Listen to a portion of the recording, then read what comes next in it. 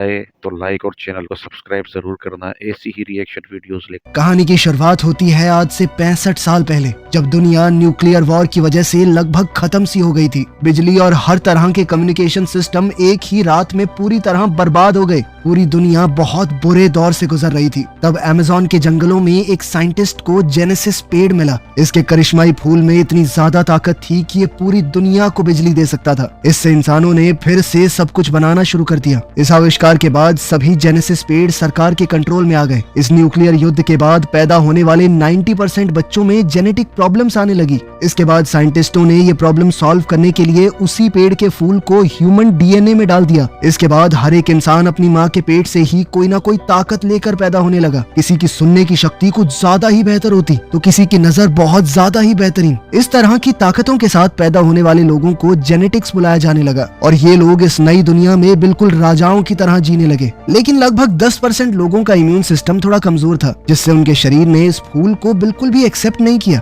इन लोगों को स्पेशल्स बोला जाने लगा और इन्हें सिर्फ छोटे मोटे काम दिए जाते, जैसे साफ सफाई, मेंटेनेंस वगैरह। अब हम जेनेसिस इंस्टीट्यूट में क्लोई को देखते हैं, जो इस वक्त एक स्टूडेंट बनकर क्लास ट्रिप पर गई है और उसका व्हील चेयर वाला पार्टनर लियोन सफाई करने वाला बनकर वहां आया। सबका ध्यान हटते ही लियोन ने एक डिवाइस की मदद से बंद दरवाजा खोला और प्राइवेट एरिया में घुस गया। मैप चेक करते ही उसे पता चला कि 2 गार्ड पास में ही खड़े हैं, तो उसने वहां पर एक छोटा चूहे जैसा खिलौना भेजा। गार्ड्स उसके पीछे गए, उसे पकड़ा तो उस चूहे के अंदर से स्लीप गैस निकली, जिससे दोनों गार्ड बेहोश हो गए। लियोन ने उनकी चाबियां ली, वेंटिलेशन सिस्टम तक गया और गैस का टैंक जोड़ दिया, जिसके बाद स्लीपिंग गैस ने पाइप्स के अंदर से जाकर साइंटिस्टों को सुला दिया। फिर उसने मास्क पहना और लैब में घुसने की कोशिश की, पर उसका कोड गलत निकला। उसने क्लोई को कॉल किया और सही कोड लाने को कहा। मेन लॉबी में क्लोई ने कुछ लड़कों को स्पेशल्स के बारे में बोलते सुना कि उन्हें तो मार देना चाहिए। क्लोई ने उनसे झगड़ा शुरू कर दिया। बाकी बच्चे भी उन्हें उकसाने लगे। एक गार्ड भाग कर आया। क्लोई ने बेचारी बनकर गार्ड से मदद मांगी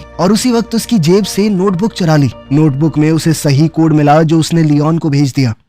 कोड मिलते ही लियोन जल्दी से लैब में घुस गया। उसने अपनी माँ की पुरानी घड़ी निकाली, जिसमें लिखा था कि हम सब एक हैं, हम सब बराबर हैं। ये पढ़कर उसे हिम्मत मिली। उसने एक लिवर खींचा, मशीन खुली और अंदर जेनेसिस ट्री था। उसने एक पुराना हथियार लिया और शीशे के अंदर छेद करना शुरू किया। लेकिन जैसे ही वो फूल तोड़ने लगा, पेड़ ने बहुत सारे स्पाइक शूट कर दिए और अचानक से अलार्म बजने लगा। लियोन ने फिर भी फूल को एक ब्लू कैप्सूल में पैक कर लिया। अनाउंसमेंट हुई कि ये बिल्डिंग अब लॉकडाउन में जा रही है और सबको जल्द से जल्द बाहर निकलना होगा। क्लोई लियोन का इंतजार करना चाहती थी, पर गार्ड्स ने उसे बाकी स्टूडेंट्स के साथ बाहर भेज दिया। किसी तरह किस्मत से लियोन भी समय रहते बाहर आ गया। बाहर लियोन ने जानबूझकर क्लोई को टक्कर मारी और उसका टेडी बियर नीचे गिरा दिया। उसने टेडी वापस देने से पहले कैप्सूल को टेडी के अंदर छुपा दिया। जब गार्ड्स ने लियोन की जेब चेक की तो उन्हें सिर्फ एक घड़ी मिली। उन्होंने घड़ी पर लिखी हुई बात का मजाक उड़ाया और साथ ही लियोन को फ्रीक कहकर पुकारा। एक आदमी बहुत ध्यान से सभी स्टूडेंट्स को चेक कर रहा था, लेकिन उसने भी ये तो नहीं सोचा कि इस टेडी के अंदर फूल छुपा हुआ होगा। कुछ देर बाद क्लोई और लियोन सड़क पर बड़ी स्क्रीन पर न्यूज देखने लगे। सेनेटर फ्रैंक लोगों से कह रहा था कि पैदा होने से पहले ही क्यों, हम फूल का इस्तेमाल लोगों के जन्म लेने के बाद भी तो कर सकते हैं।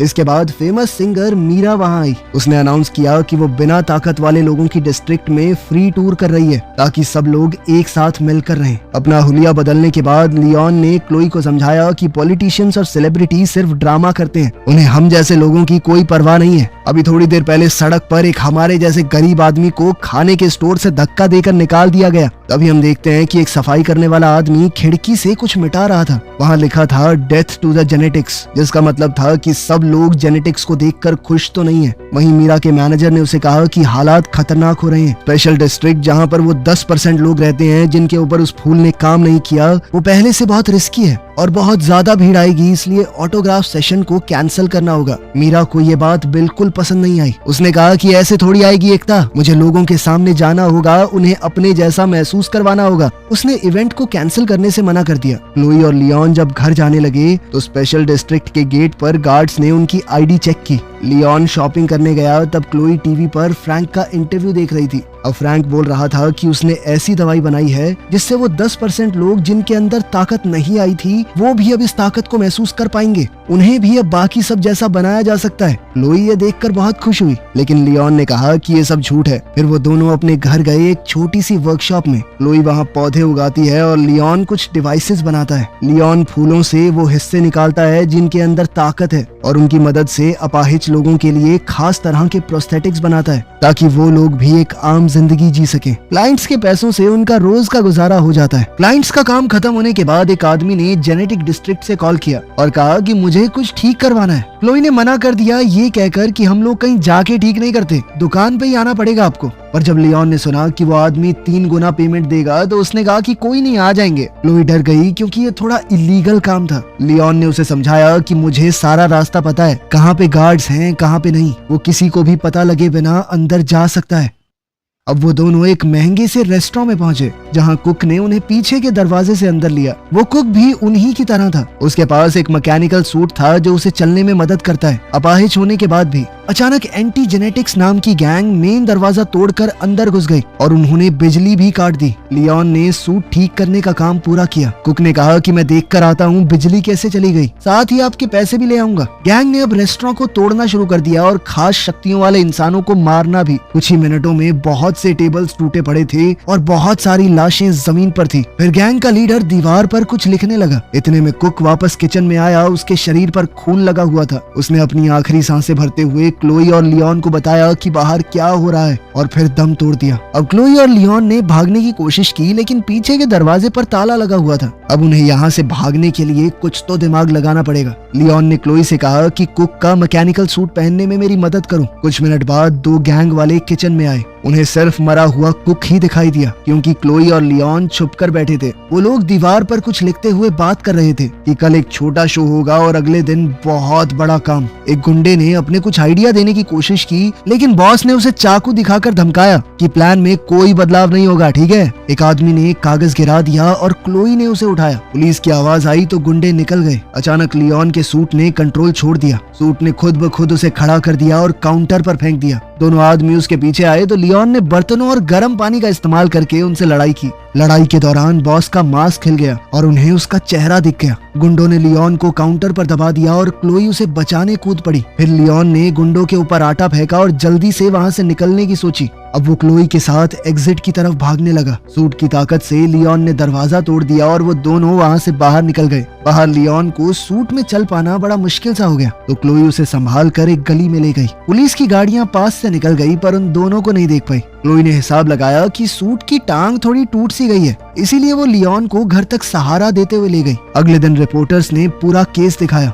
और फिर सिक्योरिटी कैमरास के एक फोटो में लियोन और क्लोई भी थे। अब मीडिया बातें फैलाने लगा कि शायद ये भी गैंग के लोग हैं। सारी इन्फॉर्मेशन निकाली गई ताकि पुलिस को भेजी जा सके। स्पेशल फोर्सेस के कैप्टन हजिज ने कहा कि ये बिना खास शक्तियों वाले लोगों का जो एरिया है ना, ये क्राइम का अड्डा बन चुका है। हम जल्द ही स्पेशल डिस्ट्रिक्ट के ऊपर रेड करेंगे। लियोन और क्लोई डर गए क्योंकि उन्होंने उसे पहचान लिया था। दरअसल वो उसी गैंग का लीडर है जिसका चेहरा उन्होंने पिछले दिन लड़ाई में देखा था। क्लोई ने वो कागज खोला और पता चला कि वो मीरा के कॉन्सर्ट का फ्लायर है जिसके अंदर एक छोटा सा मैप बना हुआ है। वो लोग समझ गए कि इस गैंग वाले लोग कॉन्सर्ट पर हमला करेंगे और इस बात के लिए दोषी हम जैसे लोगों को ठहराया जाएगा। लियोन डर कर सामान पैक करने लगा ताकि वो शहर छोड़ दे, पर क्लोई ने कहा कि हमें लोगों को बचाना होगा। सिर्फ हम दोनों हैं जिसे पता है हमला कहाँ होने वाला है। बहुत सारे निर्दोष लोग मरेंगे वहाँ पर, क्या हम ऐसा होने देंगे? इस पर लियोन ने कहा कि एक ऐसा आदमी जिसका नीचे का शरीर चलता नहीं और एक 12 साल की लड़की क्या कर लेंगे? ये सुनकर क्लोई रो पड़ी। उसने कहा कि भैया तुम खुद गर्ज हो, और इतना कहकर भाग गई।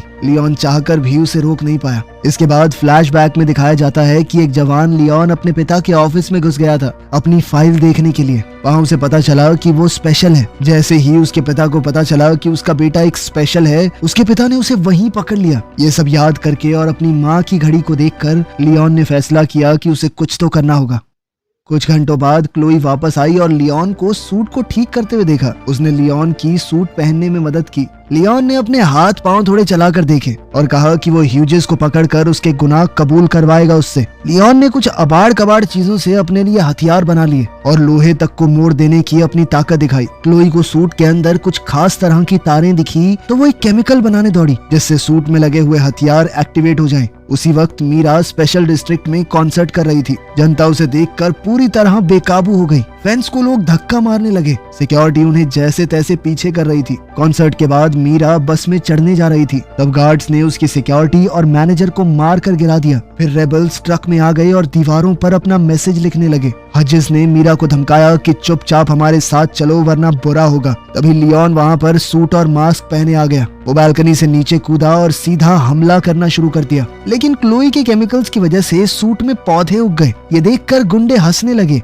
लेकिन लियोन ने उन पौधों का ही इस्तेमाल कर लिया। एक आदमी गैस से गिर गया, दूसरा बेलों में उलझ गया। क्लोई ने एक चोरी की हुई गाड़ी से मीरा को आवाज लगाई, जबकि लियोन हजिस और उसके लोगों से लड़ने लगा। शुरुआत में तो लियोन बढ़िया मुक्के पेल रहा था, लेकिन फिर पूरी गैंग ने उसे घेर कर नीचे गिरा लिया। तब क्लोई ने गाड़ी से एक आदमी को टक्कर मारी। लियोन मौका देखकर गाड़ी में बैठ गया, लेकिन मीरा चीखने लगी। समझाने का वक्त नहीं था तो क्लोई जल्दी से गाड़ी भगाकर सबको वहाँ से ले गई। उन दोनों ने जल्दी से घर पहुंचकर दरवाजे बंद कर दिए। बाहर गैंग वाले उन्हें सड़कों पर ढूंढ रहे थे। वहीं टीवी पर रिपोर्टर्स बोल रहे थे कि मीरा को किडनैप करने की कोशिश की गई, लेकिन एक अनजान हीरो ने उसे बचा लिया। दूसरी ओर मीरा ने देखा कि लियोन घायल हो गया था। अब उसने जल्दी से लियोन के जख्मों पर मरहम पट्टी की और बताया कि मैं पहले एक डॉक्टर बनना चाहती थी। क्लोई ने लियोन की एकदम फ्लावर हीरो जैसी ड्राइंग बना दी, जो लियोन को तो बिल्कुल पसंद नहीं आई, लेकिन मीरा ने कहा कि नहीं है तो बढ़िया। अब लियोन ने मीरा को हजिस का सच बताया। इस पर मीरा कहने लगी कि देखो अब मैं जल्द से जल्द घर जाना चाहती हूँ। कल मेरा एक इवेंट है फ्रैंक के साथ फैमिली सेंटर में।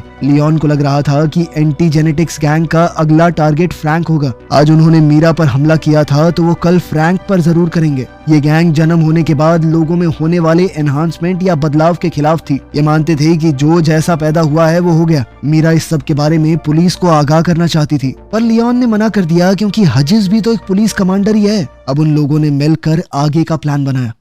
अगले दिन मीरा और लियोन फैमिली प्लानिंग सेंटर गए, जैसे वो कोई नया शादीशुदा जोड़ा हो जो अब बच्चे करना चाहते हैं। मीरा फेमस थी तो उसने डॉक्टर से कहा कि सर मैंने अपॉइंटमेंट नहीं ली और ना ही किसी को आज तक अपने पति के बारे में बताया, क्योंकि मैं मीडिया से अपने परिवार को बचाना चाहती हूँ। लियोन ने डॉक्टर को जैसे तैसे मना लिया कि वो उन्हें अपनी फैसिलिटी का एक टूर दे। इस सब के दौरान लियोन ने बड़ी चालाकी से एक चाबी चुरा ली। फिर उसने वहाँ काम करने वाले लोगों का ध्यान भटकाया, ये कहकर कि मीरा अब सबके लिए परफॉर्म करेगी। ये कहकर उन्होंने सभी लोगों को एक कमरे में इकट्ठा कर दिया। तभी एंटी जेनेटिक्स गैंग के लोग आ गए और लियोन लॉबी में उनसे भिड़ गया। गुंडे उस पर टूट पड़े तो लियोन ने गैस बॉम्ब्स छोड़े, जिससे उनके मास्क तक पिघल गए। शुरुआत में लियोन बहुत बढ़िया लड़ रहा था, लेकिन वो लोग बहुत ज्यादा थे, उन्होंने उसे नीचे गिरा लिया और वो गुंडे मिलकर उसे मारने लगे। हजिस ने उसका मास्क उतारा और उसके चेहरे पर बार बार मुक्के मारने लगा। तभी अचानक फ्रैंक की सिक्योरिटी आ गई और गुंडे भाग गए। इस पर मीरा ने बताया कि उसने ही फ्रैंक को कॉल किया था, क्योंकि वो समझ गई थी कि गुंडे ज्यादा होंगे, लियोन अकेला नहीं संभाल पाएगा।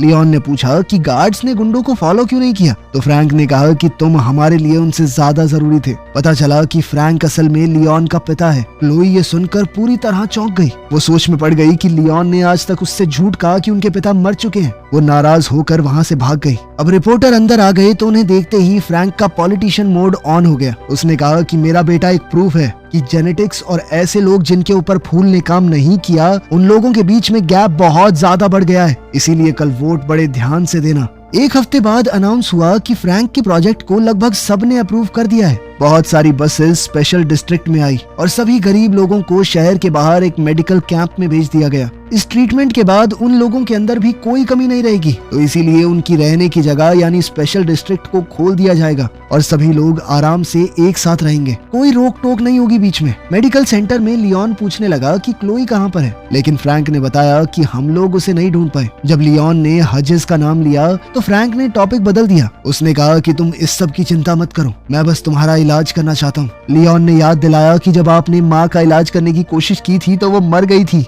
याद है आपको? फ्रैंक ने माफी मांगी और ये माना कि मुझसे गलती हुई है। उसने बताया कि तुम्हारी माँ ने एक लेटर भी छोड़ा है, लेकिन मैं आज तक डर रहा था उसे तुम्हें देने से। जब तक मैं हिम्मत जुटा पाता तुमने घर छोड़ दिया था। अब लियोन ने लेटर खोला। उसकी माँ ने लिखा था कि मुझे तुम लोगों को छोड़ना पड़ा, उसके लिए मैं माफी चाहती हूँ। वो चाहती थी कि लियोन एक अच्छा आदमी बने, लेकिन उसे डर था कि लियोन के अंदर का गुस्सा उसके दिल को खा जाएगा, उसके अंदर कड़वाहट आ जाएगी। उसने कहा कि बेटा लोगों को माफ करना सीखो, क्योंकि कोई भी आखिर तक साथ नहीं होता। ये सब पढ़कर लियोन अपनी माँ को याद करके रोने लगा। मीरा वहाँ आई और लियोन को ताजी हवा के लिए बाहर ले गई। बाहर घूमते हुए लियोन को क्लोई दिख गई तो उसने उससे माफी मांगी। क्लोई भी अपने भाई से ज्यादा वक्त तक गुस्सा कैसे रह पाती। फिर लियोन ने बताया कि मुझे लगता है फ्रैंक ने ही सारे हमले करवाए हैं ताकि उसका प्रोजेक्ट अप्रूव हो जाए, लेकिन उसे पकड़ने से पहले उन्हें उसके खिलाफ सबूत ढूंढना होगा। क्लोई को एक आइडिया आया और उसने एक आदमी से जिसके पास आई प्रोस्थेटिक है उसका कैमरा मांग लिया। उधर डॉक्टर्स ने अगले पेशेंट का नाम अनाउंस किया। उधर लैब में क्लोई ने वेंट्स में घुसकर रिकॉर्डिंग स्टार्ट कर दी। हजिस और फ्रैंक आपस में बात कर रहे थे। उनकी बातचीत से ये तो साफ हो गया कि उन दोनों ने मिलकर ही ये कांड किया है। अपने कुछ पेशेंट्स को बेहोश करते वक्त फ्रैंक अपना प्लान समझा रहा था। वो इन लोगों के दिमाग से एक खास तरह के जीन को निकालना चाहता था। फिर वो उस जीन को उन लोगों के अंदर इंजेक्ट करेगा जिनके अंदर खास ताकत थी। फ्रैंक इसे इंसानों का अगला एवोल्यूशन कह रहा था। फ्रैंक ने बताया कि इससे वो लोग और बेहतर हो जाएंगे, हमेशा जवान रहेंगे चाहे कोई भी उम्र हो। उसे स्पेशल्स यानी इन अपाहिज लोगों की कोई परवाह नहीं थी। इन लोगों का तो सिर्फ वो इस्तेमाल करना चाहता है उस जीन को निकालने के लिए। थोड़ी देर बाद क्लोई ने टेंट में सबको रिकॉर्डिंग सुनाई। मीरा रोते हुए वहाँ मौजूद सभी स्पेशल्स से माफी मांग रही थी, क्योंकि उसे इस बारे में कुछ नहीं पता था। लियोन ने अपनी माँ के मैसेज को दोहराया कि हम सब एक बराबर हैं, हमारे अंदर कोई कमी नहीं है, इंसान हैं हम भी। ये बातें कहते हुए उसने सबको लड़ाई के लिए उकसाया। उसने कहा कि मुझे किसी भी हालत में मेरा सूट चाहिए। इस पर क्लोई ने बताया कि मैंने पहले ही स्टोरेज की चाबियां चुरा ली हैं।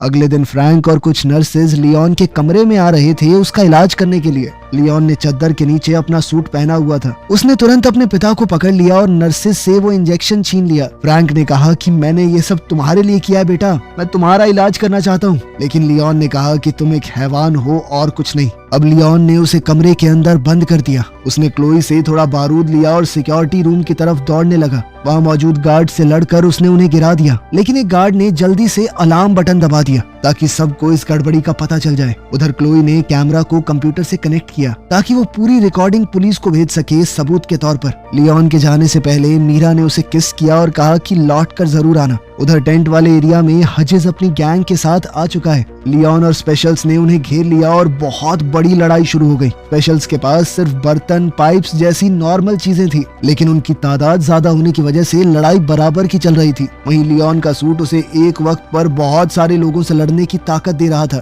लेकिन हजिज ने बैकअप बुला लिया और हथियारों वाले बहुत से लोग आ गए। कई स्पेशल्स लड़ते हुए गिर रहे थे। वहीं लियोन हजिज से अकेले लड़ रहा था। कुछ देर बाद हजिज ने लियोन को नीचे गिरा दिया और लियोन ने भागकर बचने की कोशिश की। उधर सिक्योरिटी रूम में एक आदमी ने मीरा को गले से पकड़ लिया। तभी एक स्पेशल वहां आया और जल्दी से उस आदमी को मार गिराया। कंप्यूटर ने आखिरकार फुटेज अपलोड कर ही दी और क्लोई ने जल्दी से पुलिस को बुलाया। उधर लैब में लियोन अपनी जान बचाने के लिए रेंग रहा था। हजिज ने पीछे से आकर उसे मारा। अब टेबल्स और कंट्रोल पैनल के बीच में उनकी लड़ाई हो रही थी। लियोन ने जेनेसिस पेड़ की मशीन खोल दी और फिर एक चीज फेंक कर मारी जिससे शीशे के ऊपर क्रैक आ गया। उसकी इस हरकत के बाद तो हजिज ने लियोन को पकड़कर और मारा और उसे मशीनों के ऊपर फेंक दिया। इससे पूरा शीशा ही टूट गया। अब हजिज उसे मारने ही वाला था जब लियोन ने अचानक ही एक फूल तोड़ दिया। अब तक वो जान चुका था कि फूल तोड़ने से पेड़ के अंदर से स्पाइक निकलेंगे। वो हजिज के चेहरे में घुस गए और वो गिर पड़ा। वहीं पुलिस ने आकर फ्रैंक के सारे लोगों को अरेस्ट कर लिया। उन्हें कई सारे सबूत भी मिले।